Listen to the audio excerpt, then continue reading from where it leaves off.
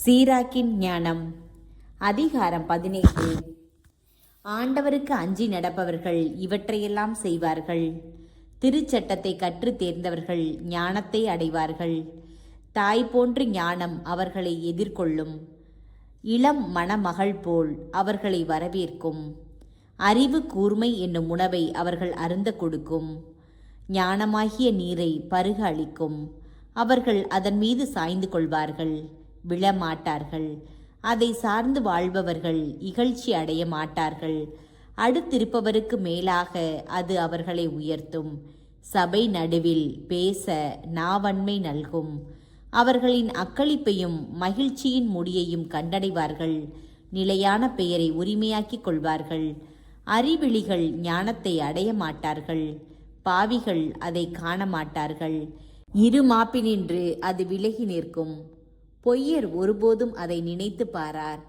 பாவிகளின் வாயிலிருந்து வரும் இறை புகழ்ச்சி தகாதது.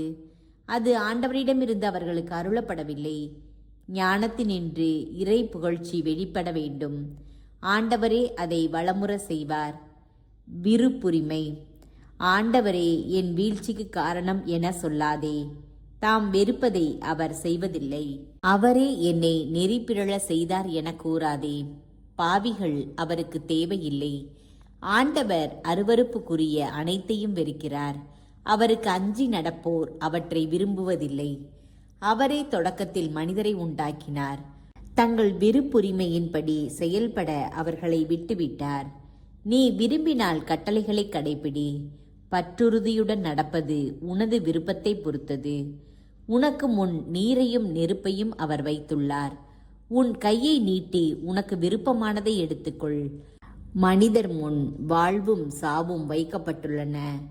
எதை அவர்கள் விரும்புகிறார்களோ அதுவே அவர்களுக்கு கொடுக்கப்படும். ஆண்டவரின் ஞானம் பெரிது. அவர் ஆற்றல் மிக்கவர்.